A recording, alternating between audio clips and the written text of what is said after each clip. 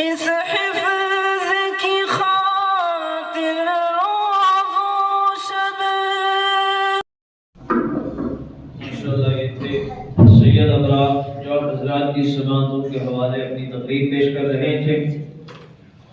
یقیناً آج کے دور کے اندر آپ کی تقریر سننے کے بعد آج کے دور کے اندر امر بالمعروف اور نہی عن المنکر اس کام کی بہت سخت ضرورت ہے۔ اللہ پاک ہم سب کو اس عمل کو کرنے کی توفیق عطا فرمائے۔ آئیے اب اس کے بعد اگلے مصاحب سید ریاض الدین والسید الیاس الدین صاحب شعبہ حفظ دہلور، میں نے دعوت دیتا ہوں کہ وہ آئیں اپنی تقریر یوم جمہوریہ اس عنوان پر پیش کریں۔ السلام علیکم ورحمۃ اللہ وبرکاتہ۔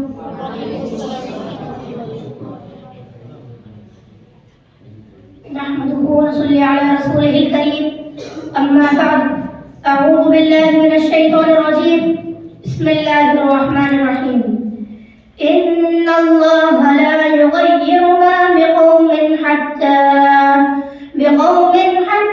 يغيروا ما بأنفسهم، صدق الله العظيم۔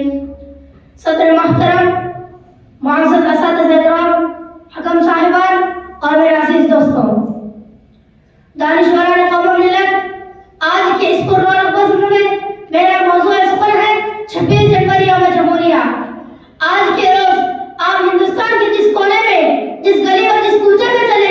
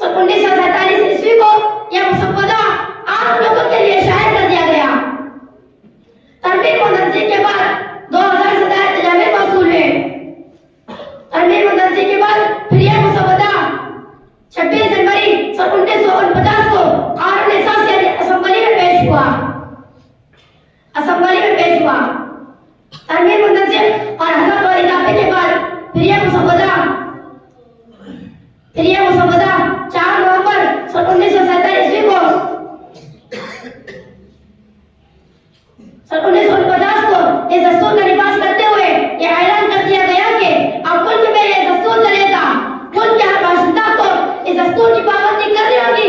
اس دستور کے تحت یہ ملک جمہوری ملک ہے. اور جمہوری ہونے کا مطلب یہ ہے کہ اس دستور میں رہنے کھانے پینے کی مکمل آزادی ہے. اس ملک کے ہر باشندے کو ہر ایک چیز میں مساوی اور برابری کا حق ہے. ہمارا پیارا ملک ہندوستان دنیا کے تمام جمہوری ملکوں میں سب سے بڑا جمہوری ملک ہے. حضرات محترم، اب آپ کے دل میں یہ سوال سیل روا کی طرح گردش کر رہا ہوگا کہ جب ہمارا دستور 26 نومبر 1949 کو قائد تکمیل تک پہنچ چکا تھا تو مزید 2 مہینے کا انتظار کیوں کرنا پڑا؟ تو اس کو سمجھنے کے لیے ہمیں 1930 تک واپس جانا پڑے گا. دراصل 26 جنوری 1930 کو کانگریس پارٹی نے آزادی کا ایک بل بنا کر گورنمنٹ آف انڈیا کے سامنے پیش کیا اور آزادی کا اعلان کر دیا کہ آزادی کا اعلان کر دیا. مگر بدقسمتی کہیے کہ ان کا یہ بل کامیاب نہ ہو سکا اور آزادی کا خوف چکنا چور ہو گیا. مگر پھر بھی کانگریسی ہر سال 26 جنوری کو یوم جمہوریہ کے طور پر منانے لگے. اسی دستور کے تحت کانگریس پارٹی نے اس کا 26 جنوری کا انتخاب کیا اور اس کو 26 جنوری کا انتخاب کیا اور اس کو پورے ملک میں نافذ کر دیا. اسی طرح ہمارے ملک کے ہر باشندے 26 جنوری کو یوم جمہوریہ کے طور پر مناتے ہیں. یہاں پر میں اپنی بات کو ایک تقریر کے ساتھ مکمل کرنا چاہتا ہوں. دل سے نکلے گی نہ مر کر بھی وطن کی الفت، دل سے نکلے گی نہ مر کر بھی وطن کی الفت، میری مٹی سے خوشبو وفا آئے گی. وآخر دعوانا الحمد للہ رب العالمین.